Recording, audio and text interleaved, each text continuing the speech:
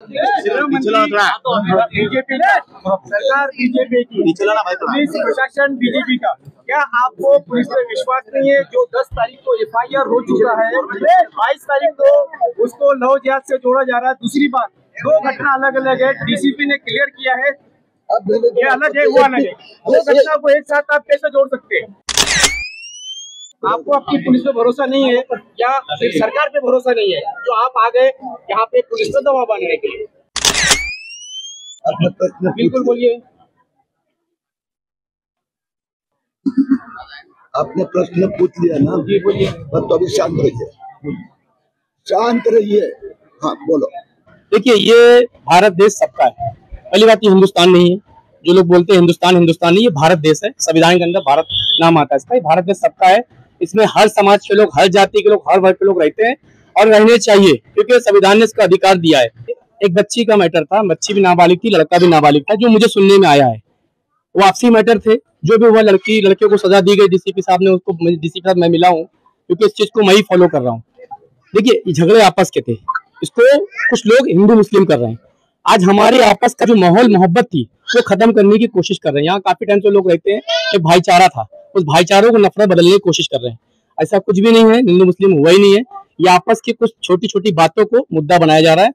अब इसमें रिक्शे वाले रिक्शे फोड़े गए या उन लोगों ने सुबह 6 बजे जाके उनके यहाँ वो लोग घुसे। इसमें 2 चीजें आ रही है मेरे पास।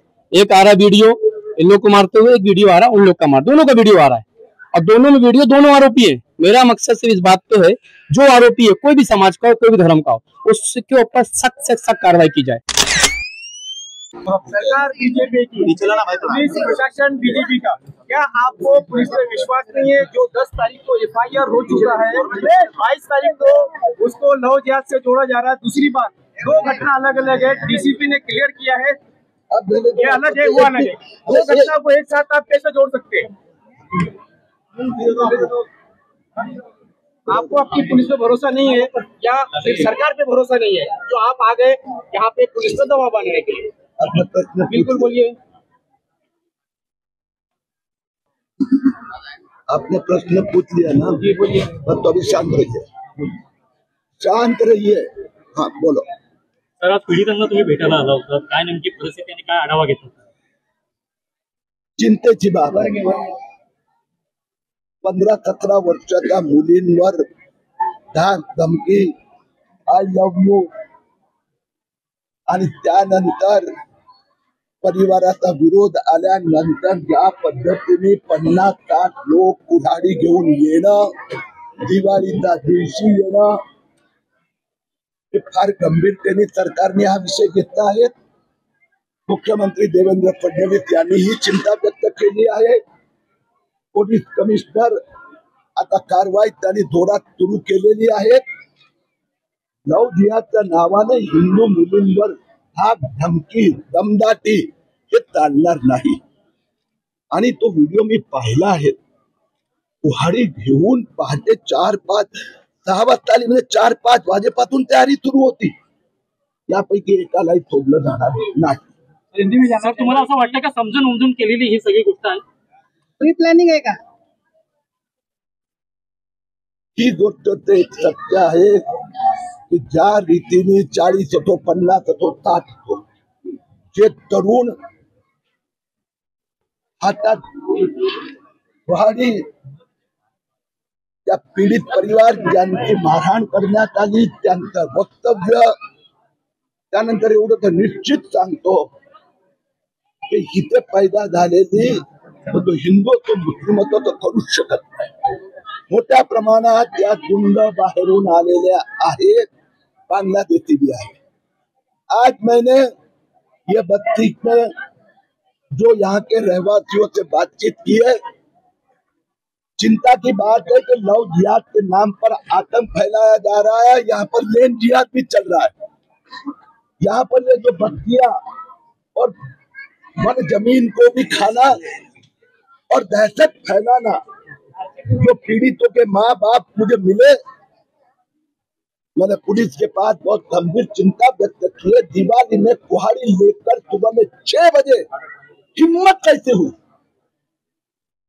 मेरा सवाल पुलिस से, दिवाली के दिन पर 6 बजे ये मुस्लिम बांग्लादेशी गुंडे बाहर से भी बुलाए गए, कड़ी कार्रवाई हुई, एक को भी बख्शा नहीं जाएगा, ये हमारी जिम्मेदारी। आज तुम्ही काय मागणी केलेली आहे? पोलिसांकडे कोणता गुन्हा दाखल करण्याची मागणी केली? आपको विश्वास नहीं है क्या? गुन्हा दाखल करण्याची मागणी किरीट जी, केली. मेरे सवाल का जवाब आपने दिया नहीं। अभी ये सबकी चर्चा चल रही है, क्योंकि एक बात तो मुझे यहाँ के लोगों ने बताया है कि लड़की भले नाबालिग थी, लड़का नाबालिग था, लेकिन जो हमला करने वाले थे उसमें लड़के का बड़ा भाई था और वो धमकी दे रहा था, वो हत्याकांड का नेता था। तो ये सीधा लव जिहाद का किस्सा होता है, वो लड़के का बड़ा भाई इसके पीछे था, इसमें कोई नाबालिग का सवाल नहीं, उसने भी अपने छोटे भाई का उपयोग किया है, दोनों पे कार्रवाई होगी। आपने कहा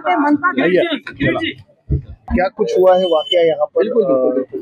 किरीट सोमैया जी भी यहाँ पर आए थे और कहा गया है कि यहाँ पर बच्ची के साथ छेड़खानी हुई, एक लड़की के साथ छेड़खानी हुई थी, उसके बाद घर में घुसकर कुल्हाड़ी से मारा गया, ऐसा बताया जा रहा है। उसके बाद जो है वो फिर और रिक्शाओं को भी तोड़ा गया। क्या कुछ है पूरा मामला, बताएंगे? जय भीम, जय संविधान, जय महाराष्ट्र। मैं मोहम्मद आसिम मंसूरी, भीम आर्मी आजाद समाज पार्टी कोकण प्रदेश उपाध्यक्ष।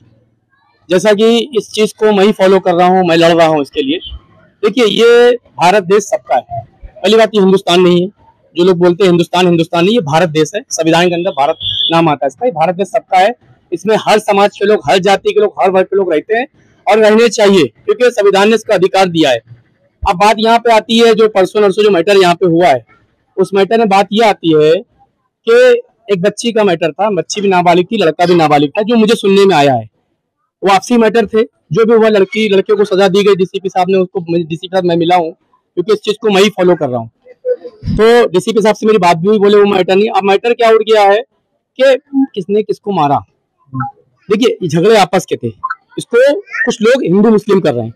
आज हमारे आपस का जो माहौल मोहब्बत थी वो खत्म करने की कोशिश कर रहे हैं। यहाँ काफी टाइम से लोग रहते हैं, एक भाईचारा था, उस भाईचारों को नफरत बदलने की कोशिश कर रहे हैं। ऐसा कुछ भी नहीं है, हिंदू मुस्लिम हुआ ही नहीं है, ये आपस की कुछ छोटी छोटी बातों को मुद्दा बनाया जा रहा है। अब इसमें रिक्शे वाले रिक्शे फोड़े गए, या उन लोगों ने सुबह 6 बजे जाके उनके यहाँ वो लोग घुसे।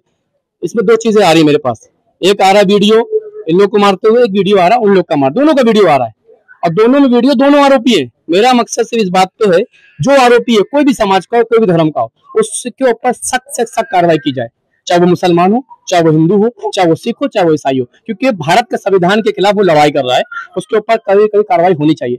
लेकिन सिर्फ एक समुदाय पर टारगेट नहीं होना चाहिए, कोई भी समाज हो।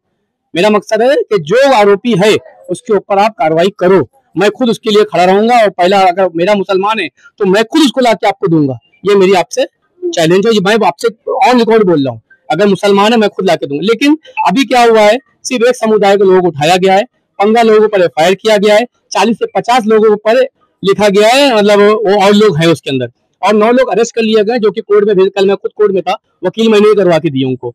उन बच्चों में 2-3 बच्चे वीडियो में हैं और बाकी बच्चे वीडियो में नहीं है, और जो और अलग अलग पार्टी के लोग जो वीडियो में हैं उनको नहीं उठाया गया। तो मेरा प्रशासन से, और जो लोग बाहर के लोग, मैं क्या बोलता हूँ, मेरा बंदा मेरा घर है, मैं यहाँ 20-25 साल से इस एरिया में रह रहा हूँ, हाड़के से मेरा घर है।